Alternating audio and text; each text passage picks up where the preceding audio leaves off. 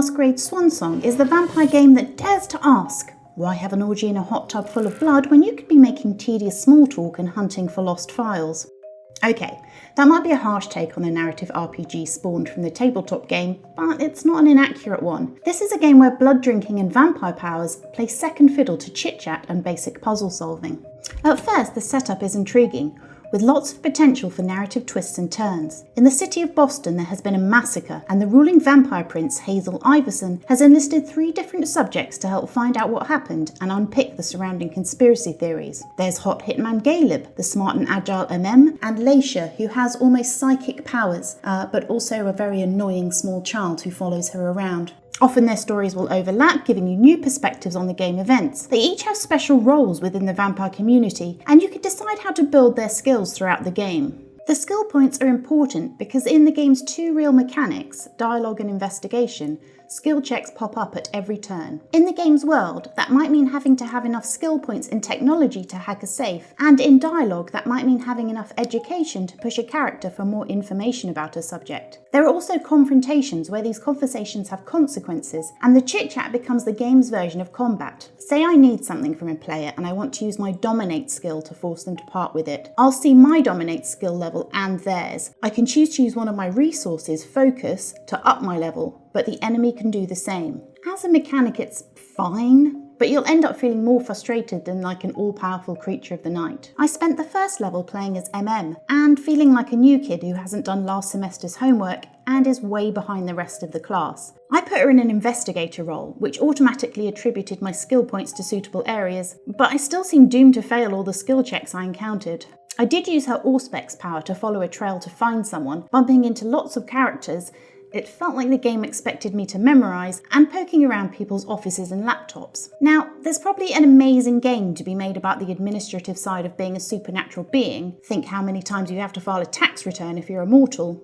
But this isn't it. Later, MM does get to use her blink power to teleport around a cavernous ruin, but the very limited areas to explore take away the thrill of using it. And then there's one of the most annoying concentric ring puzzles I've encountered in a long time. Even better, you have to complete 3 different versions of it. It's enough to make you reach for a garlic smoothie. Luckily, later levels offer some meat to sink your teeth into. Leisha can steal the appearance of different people, cops, forensic investigators, and uses the skill to sneak around a crime scene, uncovering secrets along the way. Caleb, meanwhile, visits the home of a human ally of the vampires, and methodically searching can uncover unexpected codes and hidden rooms. I do like the way that in each level, you won't really know what you've missed until a summary of what you did, and the alternative choices you could have made, appear at the end. It really makes you feel like you've nailed the assignment, even if you really weren't sure what it was about. I'm happy to report there is blood drinking in a semi-consensual, "oh, try not to kill them" way, but it's the equivalent of grabbing a snack to sate your hunger rating rather than a lusty seduction. I've never dived into the world of Vampire the Masquerade before, and hoped Swansong was my chance to find out what all the fuss was about. I love lore. I would boil it in a spoon and inject it into my veins if I could, but this is more like trying to gatecrash a party for the free wine and realising it's a symposium for particle theorists. Everyone is talking about things that,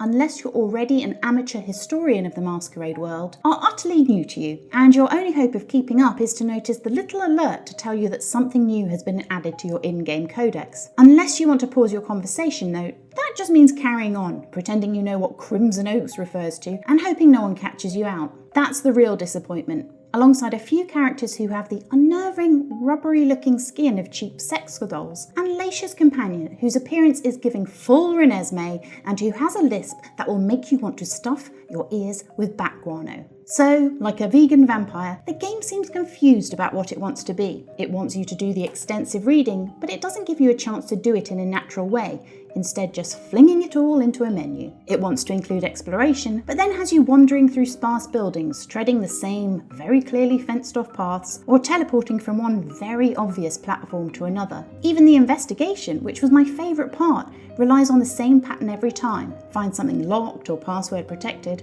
search for a clue that leads you to a key, rinse and repeat. It's a game purely for existing Masquerade players, which is fine if developer Big Bad Wolf is happy with the sales that represent that. I just wish it had been more accessible portal into a universe I'd always wanted to explore, rather than a big secret no one wanted to let me in on. Vampire the Masquerade Swansong will be out on all the consoles, PC and Nintendo Switch on May 19th.